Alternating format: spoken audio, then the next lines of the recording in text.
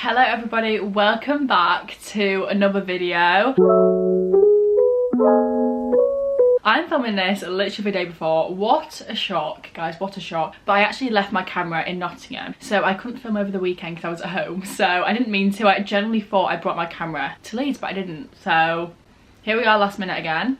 However, I'm going to be answering your guys' questions today. I did a couple of Instagram stories and I actually got some really good questions this time. I'm going to switch it up to not the normal questions that I get, because I did a video like this maybe a couple of months ago. I don't even think it was that long ago, but I answered all the basic and very regular questions I get, especially about uni. But I'm gonna, delve into maybe a little more, what's the word, saucy questions. I've also got a Dunkin' Donuts because when in Nottingham, you have to get one. It's a large vanilla oat milk latte. Okay, I'm gonna start off with simple. Someone said your dream collab. I'm gonna say a few. Charlotte Tilbury, favourite makeup brand ever. The Ordinary, I use so many of their products. I've already worked with CeraVe, which is crazy because I would have said them. Bioma, you all know me and my Bioma products. I love them. I love Paula's Choice. I'm gonna try to think of a clothing brand. Sisters and Seekers and White Fox. Okay, I need to stop, otherwise I could go on about this all day. How many times do you go to the gym a week? So I'm gonna set the record straight here. I am so for going to the gym purely just for mental health reasons. Going to the gym makes me feel productive, but do I see results?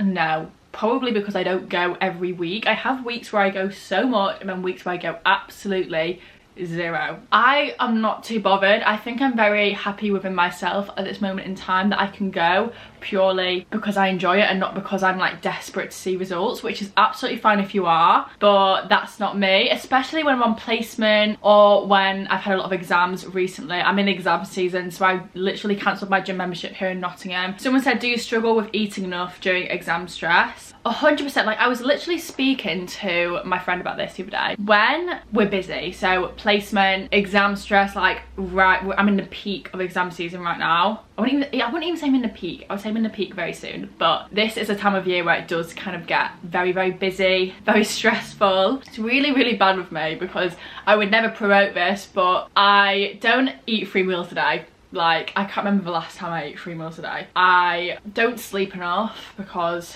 I'm working late and I'm getting up really early. I just don't think I look after myself as nice. Like, I haven't been doing my skincare every day, and you guys know me. I love doing my skincare every day, and I'm such like an advocate for doing your skincare morning and night. But I haven't. Like, I feel like I just don't look after myself as much as I should during these busy times of the year, which I really need to get back into doing, and I cannot wait for summer where it's just all about self-care and self-love, and I just cannot wait. But yeah, I don't promote that. I'm just being honest. Someone said advice for getting over friendship breakups. Well, you have spoke to the right person, my friend, honestly. The one that's coming to the top of my head is one, well, I'm just gonna be honest, I cut off 10 people at once, literally. But based on the fact that I felt very betrayed, I think you've got to ask yourself the question, would I be able to get over it? Would I be able to forgive if they were sorry?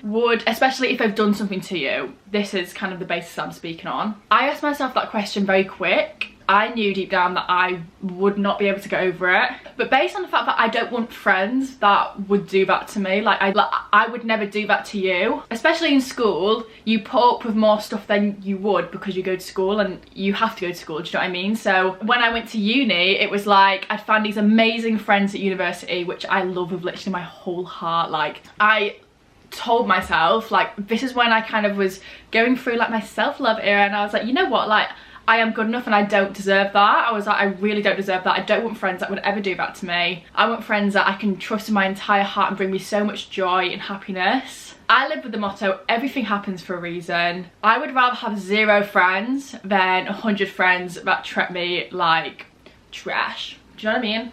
But I wanted friends that treat me the way that I would always treat them, and I wanted them to value me as much as I valued them. And I've 100% found that in my uni friends. Like, everything happens for a reason. I have the best friendship group now, and everything is just aligned so nicely. Just don't let it get to you too much, which is really difficult to say because everything will align, I promise you. But time is such a big healer. No matter how hard this friendship breakup is for you, it will all be fine, and I can promise that. Thank you for listening to my TED Talk. Let's move on. Would you recommend paramedic science? And what is the best and worst thing? This is such a broad question, and I could kind of say about a million answers for this. Obviously, I'd recommend it for anyone that wants to do it, Would I recommend the uni route? Interesting question. I actually think I would recommend the apprenticeship route more, based on the fact that like you're paying to do a uni course if you go to uni, when you could do the exact same thing and get paid for it. Also, uni doesn't provide you with your blue lights, however apprenticeships do, so you can see where I'm getting at. However, the best thing about paramedic science is the people I met. Like, I love my friendship group that I've made. All my friendship group from uni are on my course, and I absolutely love them all to pieces. If you're watching this, I love you. The worst thing I would say the stress and the heaviness of the course. I feel like my whole life revolves around it, and sometimes when you just want a break, you can't really have one, because as soon as you finish one thing, you've got something else to do, and it is like constant stress for me. I would say that's the worst thing, I guess. Someone said, how did you meet your boyfriend? So me and Harrison actually met at work like nearly 3 years ago now, maybe like 2.5, 3 years ago. We had like the same part-time job when I was at sixth form, and that's how we met. I actually had no idea who he was before, but I think we had like mutual-ish friends, but we just never crossed paths until we went to work, and then I made him graft hard. One makeup, skincare and hair product you couldn't live without. Okay, my Charlotte Tilbury Flawless Filter. If you like a dewy light foundation, that is like the perfect one for you. I know it's expensive, but mine lasted like 1.5 years, like no joke. Hair product, Olaplex Bonding Oil, the best oil ever. The tiny spit goes such a long way. I just love it. It is my favourite hair product ever. Skincare product is probably my Bioma SPF. Oh, there's so many actually. Because then I love the Sovi face wash. The Ordinary Hyaluronic Acid. I don't know, this is really difficult. Someone said, how have you found second year so far?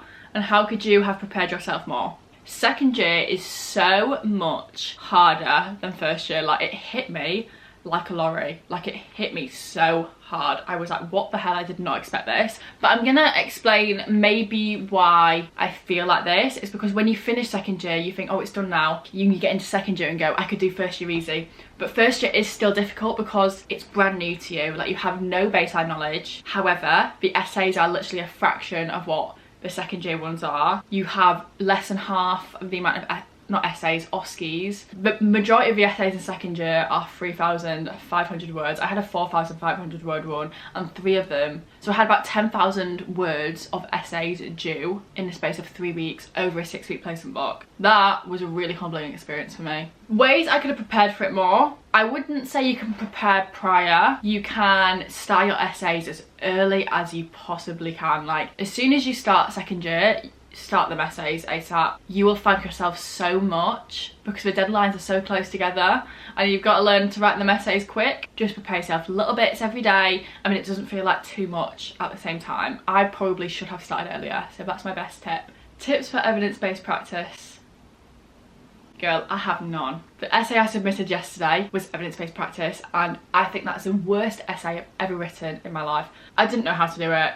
I found it really difficult. It took me ages. I'm not confident on it. So if I'm honest, I am the wrong person to ask, like, honestly. Someone said, do you get nervous before placement? And I wanted to answer this one because I think it's such a stigma that, like, people are like, I don't get nervous. Oh. Maybe you don't. But from my experience and from speaking to other people, everyone gets nervous before placement. Whilst you're on placement, you're a bit nervous. Whether you're first, second or third year, it's nerve-wracking, and it always is. So do not feel like you're not good enough or that you're not normal for feeling nervous. I think it's so normal, and I think the majority, if not everybody, feels them nerves no matter where you are in your kind of course journey, if that makes sense. Someone said, if you didn't do paramedics at uni, what other course would you have done? I would not have come to uni if I wasn't doing this course, if I'm completely honest. I would want to have my own business in either aesthetics. Dog grooming was a very big possibility for me. If I didn't go to uni, that's what I was going to do, is get my own like dog grooming business, because I love dogs so much, and I'm never going to rule that out. Like, I don't think I'm ever going to rule any of these out. How do you and your boyfriend keep such a strong relationship whilst at uni? Me and him literally lived together when we were at home, like literally. Whilst I'm at uni, we kind of like, as long as we both make an effort, we always make it work. Like, we do see each other often, literally every single week.